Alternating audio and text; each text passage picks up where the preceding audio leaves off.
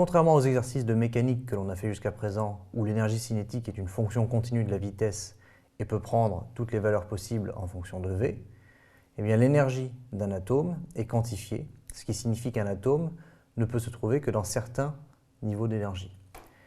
Alors souvenez-vous, ce qu'on a dit pour une masse m qui se translate avec une vitesse v, on a dit que son énergie cinétique vaut 1/2 de mv2. Et on voit bien que si l'on fait varier la vitesse, toutes les valeurs de l'énergie cinétique possibles sont données par 1/2 de mv2. Alors simplement, pour un atome, les choses sont différentes.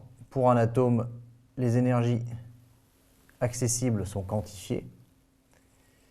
Donc si on représente l'énergie sur un graphe comme ceci, on va avoir un état ici qui correspond à l'énergie la plus basse, et ensuite des énergies au-dessus, accessibles, mais entre deux niveaux, on ne peut prendre aucune valeur. C'est-à-dire que les seules valeurs accessibles sont celles pour lesquelles on a tracé une ligne horizontale.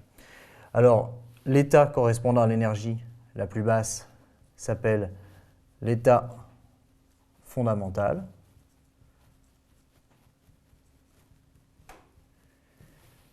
Et les états au-dessus sont appelés états excités.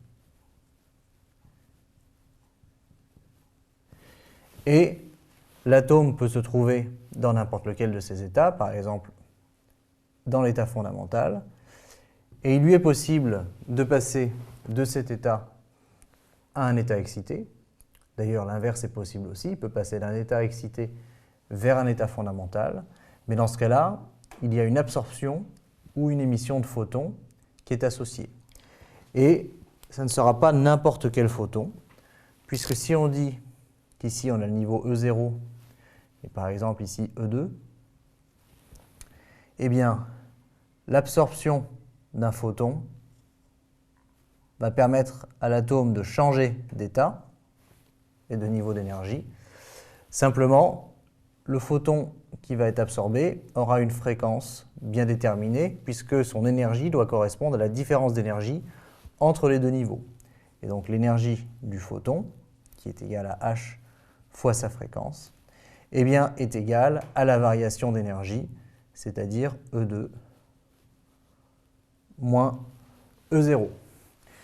Et donc, ça n'est pas n'importe quel photon qui peut permettre la transition, c'est le photon dont l'énergie vaut exactement la différence d'énergie entre les deux niveaux considérés. C'est la même chose si on fait l'opération inverse. Si l'atome se trouve dans un état excité ici, E3, et qu'il redescend à l'état fondamental, eh bien en faisant ça, il n'absorbe plus un photon, il en émet un, mais il émet un photon dont l'énergie E est égale à la variation d'énergie, c'est-à-dire à E3 moins E0. Donc à retenir, l'énergie d'un atome est quantifiée. Un atome ne peut pas se trouver dans n'importe quel niveau d'énergie. Il faut qu'il soit sur l'un des niveaux disponibles. Et s'il change d'un niveau d'énergie basse vers un niveau d'énergie plus haute, eh bien il absorbe un photon dont l'énergie est égale à la différence d'énergie du niveau. S'il passe d'un état excité vers un état d'énergie plus faible, eh bien il émet un photon dont l'énergie est égale à la différence d'énergie entre les niveaux.